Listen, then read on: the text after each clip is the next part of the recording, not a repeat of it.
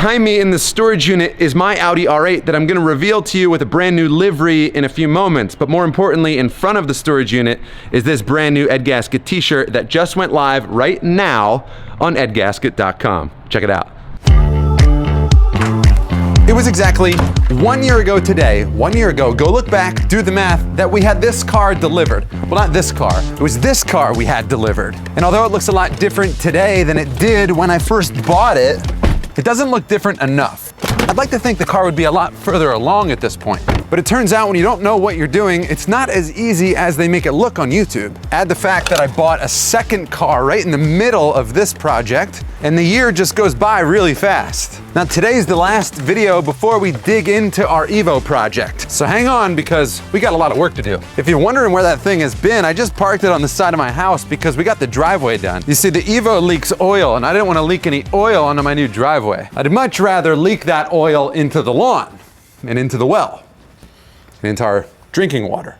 The final piece of this previously totaled R8 rebuild is a color change. With a risky wheel color choice and what one subscriber called a hideous rear wing, there's no way to salvage the look of this car without an equally bizarre livery. Rather than paint the car and damage whatever value it has left, I'm going to wrap it. Just like painting though, a wrap job demands a completely decontaminated surface to adhere to. And like anything worth doing, the devil is in the details. I've never wrapped a car before, so I'm taking my time spending an extra few minutes with the devil. Even if it means detailing into the night. Believe it or not, it's been a couple of days since that last clip where I just pulled this R8 into the garage. I was really sick and I didn't want to wrap the car while I was sick because I didn't want to get any diarrhea on it. Although I just washed this car before I pulled it in the garage, you can be certain that dust from the ceiling has landed on top of the vehicle over the last few days. So I do have a chemical here I'm going to wash the car with. It's Prep-All. It's a wax and grease remover to get rid of everything that's left behind that didn't come off with the soap and water wash. After that, we'll fill up this spray bottle with isopropyl alcohol, which is the final step in prepping a panel before we lay vinyl. There's almost no panel on this car, maybe the roof or the hood, that can just be cleaned and wrapped without some level of disassembly. Look at the door. This handle has to come off. This mirror has to come off. If I want to wrap this quarter panel, that means this blade has to come off. I want to wrap the blade, so that has to come off anyway. This wing's going to have to come off. We have a lot of work to do, especially for somebody that's never wrapped a car before and doesn't really know what work to do really means. Getting the R8 off the ground will help with the wrapping process. But getting a car as low as this Audi up in the air is a multi-step process. I've been running no rear bumper, which does help expose a place to stick a floor jack. A few pumps up into the air helps to rest the car back down on a 4x4 block at each corner. This gives just enough space for the quick jack lift. Getting the car off of the ground allows me to remove the wheels and tires, making this car easier to wrap. Any removable accessory that can come off does come off, like this gigantic APR 74-inch rear wing. Getting it off the ground also keeps the wrap from dragging close to the floor. And this is my first time at wrapping, so I need all the help that I can get in not ruining any other wrap. I also have plans for making these wheel wells pretty, so hang around if you want to see some wheel well bling. Tires take up a ton of space when storing them. They're also just recently powder coated bright white, so stacking them gives me a bit of anxiety. But I'd rather have anxiety than less garage space. R8 body disassembly starts with the rocker panel.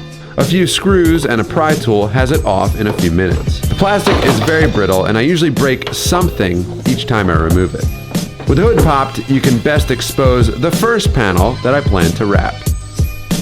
I was thinking the smallest, flattest panel on the car would be the best place to start. That's why I took off this piece. This was going to be super easy. Unfortunately, it's super broken, not only right there, but also on the bottom. I think this happened when I broke the ball joint. The wheel smashed into this piece. So I need to order another one, and obviously I won't be wrapping this and putting it on the car. So we have to find another place on this car to call our first panel to wrap. This car is constantly broken. Normally I wouldn't want to wrap carbon because carbon looks so good by itself, but it just doesn't go with the color scheme for this project. With that side blade removed, now we have really good access to the rolled edge of our quarter panel, so we can really tuck that vinyl wrap in there for a nice finish. We also get access to the lower quarter panel, and we can also wrap the side blade while it's on or off the car. It's probably easier to wrap items when they're mounted on the car because they're fixed and you can push and pull with the vinyl and you're not going to move that item. The side blade though I think might be easier off the car so we can really get around the tight edges. I just got to remember now what color we're going to wrap the side blades.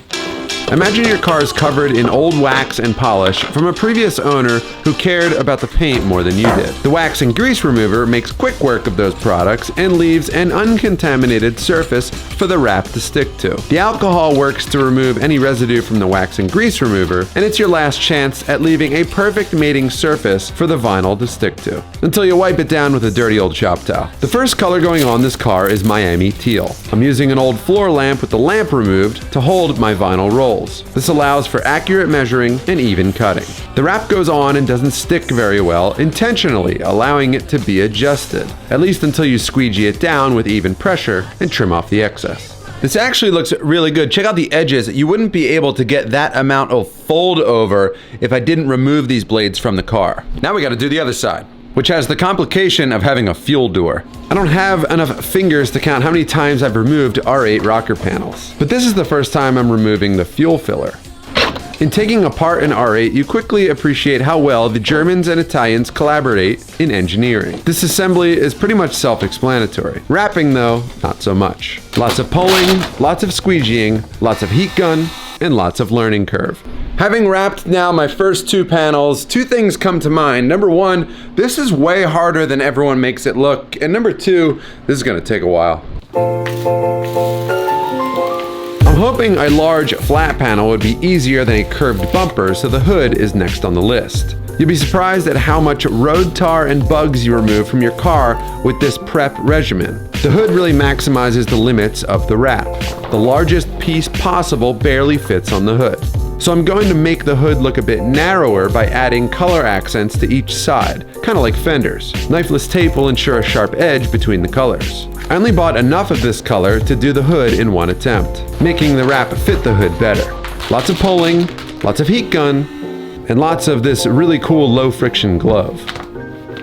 Cutting remains the most satisfying part in the process. Thank God for cutting. This here is the roll of Miami Teal. I'm all out of it and I didn't realize I actually have to cover the rear bumper with that color and I didn't order enough. So I'm gonna order some more. It should be here hopefully by tomorrow. But in the meantime, we have to finish the hood. So the bulk of the hood is Miami Teal, but this area is meant to look like a fender, so it needs to be a different color. The knifeless tape that I put down will be the defining seam between the colors. Let me show you how I'm gonna do that. A darker blue helps differentiate from the minty green color. Measure, cut, pull. The knifeless tape leaves a razor sharp finish as long as you know how to use it. This is the wrong way to use it. See? Well, there you have it, my first wasted piece. Everything was fine over here, and then I got to the end. It's always the end, though, where you ruin it, and ironically, at the end, I ruined it.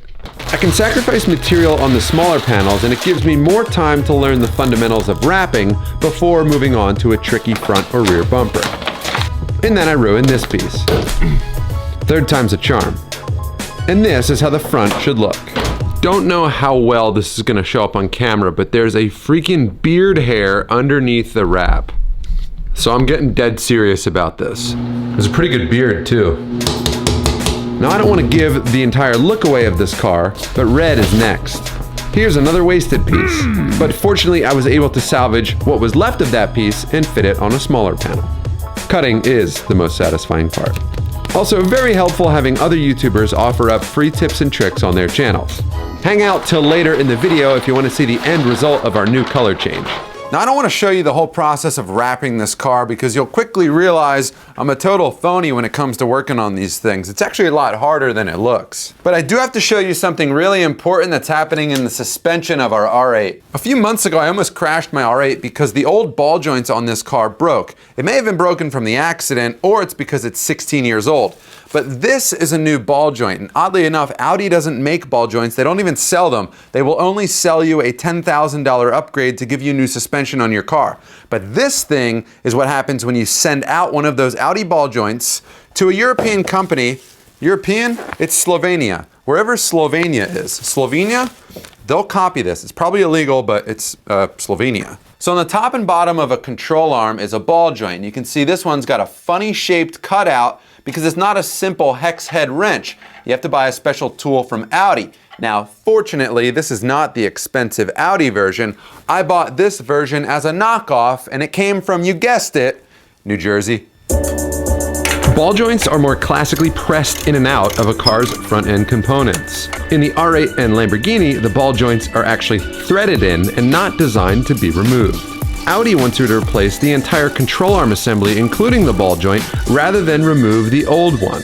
That was surprisingly easy to get out, and that's either because the Loctite holding that ball joint in was no good anymore, or my old Impact from 2006 with the aftermarket battery from Chanel still has some juice in it. So there's the old ball joint. This is a hammer, and oh, look at that, fell right out.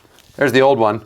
Here's the old ball joint compared to the new one. You can see the new one has a more standard hex head compared to that Audi specific tooling. That's sort of a pain to deal with. Now, it's an aftermarket solution, but it is just that. It's a solution, and apparently the quality of this company is just as good, if not better, than Audi, according to the random people on the internet probably selling these things. A little bit of red Loctite, and this ball joint, oh, we're out of red Loctite.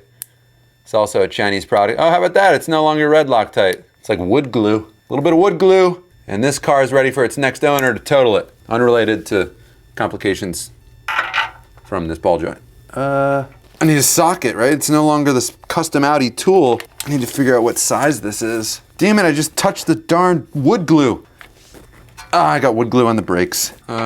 Lefty tighty on these. It's a little bit different than what you're used to. Lefty tighty, lefty cross thread. Gonna be all out of wood glue by the time this is up. The problem is new control arms would cost me about $8,000 in parts, where these counterfeit Slovenia ball joints only cost me about 80 euros a piece. If you can't tell, the ball joints are a total beast to remove from the car. What the frick? Once it's unthreaded, you can hit it with a heavy mallet, and eventually it'll fall out. Out with the old, and in with the counterfeit. Don't forget, behind the scenes, I'm still wrapping this car. Stick around until later in the video if you want to see what the new livery looks like. It's cost me a fortune in wasted vinyl. The like-new suspension, the BC coilovers, and the new ball joints is really cleaning up this wheel well nicely. That's assuming you can see those parts and you're not distracted by the rusty rotor and the DIY hand-painted and decaled brake caliper. Brake calipers on an Audi R8 are black from the factory, and ours are red because somebody either used the right paint but the wrong color and they're just flat and ugly, or they used the wrong paint and the high temperatures from the brakes heated the paint on the caliper, making it look really bad. Some people choose to paint calipers while they're still mounted on the car. But that's like taking a shower with your clothes on. This caliper was only painted on one side. So whoever painted these brakes didn't remove them. No harm done, and maybe even less paint for me to remove in the long run. A few years back, I bought a parts washer. Basically a metal basin filled with simple green and a brush that the solvent flows through, which removes all of the loose brake dust and debris from these calipers. To get the actual paint off though, you'll need some muscle in the form of a Scotch-Brite wheel on a drill, and ideally a big reserve of elbow grease and a few charged DeWalt batteries. This method works great for the flat faces on the caliper, but not great for the nooks and crannies. Now, if your drill battery dies or you run out of those Scotch-Brite discs that take the paint off so nicely, there's always the chemical option. The only downside of the chemical option is that it's a bit messier. It kind of gets everywhere. And because I'm using the lesser of the most harsh types of chemical strippers, it's got to sit for a few hours before that paint comes off. This is the product I'm using. Citrus Strip. With all the stripper removed, they actually present pretty clean. The black is so nice, it's almost worth just mounting back to the car like this. Almost. If I hang them on these paint racks, I should be able to access everywhere on the caliper that I want to paint, because I'm actually using a brush, not spraying. Calipers get really hot, so you can't just use any type of paint. I decided to go with the G2 caliper painting system, and honestly, I went with it for one simple reason. It's good to 980 degrees, and most of the base coat and clear coat options that I use on cars don't come with a high heat rating, so this made it very simple. It is a brush on option. I'm not sure how that's gonna work, but we're about to find out. The kit comes with a can of paint of your color choice, as well as a reactor. You mix them together and then you brush them on whatever you're painting. It even comes with these cute little brushes. Well, my initial reaction, this is a really small can of paint and a really small paintbrush for 4 large calipers. Yellow because I'm tired of looking at black and red brake calipers, although I'm not holding my breath on this paint job. I have major concerns that this isn't going to work well. People on the internet rave about this G2 product, so this is one of those situations where you have to trust the process. And this process is going to take hours. Well, we're 1 coat into our paint job with our G2 caliper paint, and I can only admit that I'm even more worried about what this is gonna look like when we're done, but we're only gonna know when we get there. So 1 more coat, I think. To my surprise, I do think we are gonna have enough paint. With each coat, the old black paint becomes harder and harder to see, and the attention-seeking personality disorder of this yellow paint shows brighter and brighter. So probably 4 or 5 coats later, I've just about used all that's in this can, maybe a few drops left, but it's actually just about to harden. This is good for about 2 hours before the reactor starts to harden the paint. But check out these calipers. They actually look pretty good. I mean, listen, this is kind of a cool application and all, I get it, but really not what I was looking for. I do see a world where maybe like 3 days from now, this is sitting in my blast cabinet and I'm getting ready to powder coat this caliper yellow. Either way, there's still a great opportunity to make this wheel well look prettier. First step in a significant upgrade for our wheel well is to get rid of this old worn out brake rotor, which hopefully should be as easy as 1, 2, 3. That was easy. Gross. I'd love to hear from an engineer as to why you're not supposed to put a little anti-seize at this area of the hub. Engineers hate anti-seize. I bought all new rotors for this car because they were all worn out. These SHWs are made in Germany and is the OEM equivalent. I've seen these before. The OEMs cost about $400 to $700 a piece, which is crazy depending on where you buy it. Where this nice aftermarket rotor, that is only $400. Lower end of the dealer cost. Check out that craftsmanship. A little bit of overspray. I had loose ball joints and bad brakes on this car, so this type of maintenance really makes you feel safe about getting back behind the wheel. Don't tell the engineers about my brake lube. Just a dab will do ya. Now with new rotors, we obviously want to put on new pads, so we went with Brembo's, the choice of champions. 4 brake pads per caliper. Pretty cool. Supercar brakes. It's a lot of braking powder. Shoot, there goes my braking powder. Are you ready to see what this car looks like? Let's get this thing back on the road. After 1 year of rebuilding this Audi with new body panels all around, new paint, new wheels, new suspension, new interior parts like seats, airbags, and a steering wheel, and of course a brand new livery on the outside, it's time to reveal for the first time my Audi R8. And my hood's open. Pit stop. Wrapped and ready for debut as an R8 Harlequin. The reason this car is wrapped as a Volkswagen Harlequin is because of how many body panels it took to rebuild this car. Each body panel coming from a different R8 from a different part in the world. Exposing just how easy it is to rebuild an Audi R8 in modular fashion. Nothing's welded, everything's bolted on. Much like the Volkswagen Harlequin debuted in 1995. Revealed in 4 different colors: Shaggle Blue, Flash Red, Ginster Yellow, and Pistachio Green, showing how you can mix and match parts from different cars to draw attention as they sat outside of Volkswagen dealers. Rumor has it that the final few cars actually sold so poorly that the dealers dismembered the cars and put them all back to their original colors, closing up the Harlequin chapter for Volkswagen for good. Well, until now. Now, I think the Harlequin pattern really complements the Audi R8. What do you think other people think? So real quick, when you look at this car, what's your first reaction? I really think you shouldn't park here, dude. What do you mean? Patience only, and people need to park here. To celebrate the final release of my Audi R8, I reopened edgasket.com, which is a website I closed a few years ago, and I launched a brand new Harlequin R8 t-shirt. So head over to edgasket.com if you want to support a special edition t-shirt that celebrates this car. As for the next video, well, the R8's in this unit because I need space in the garage. You know what I mean? Remember, it's edgasket.com.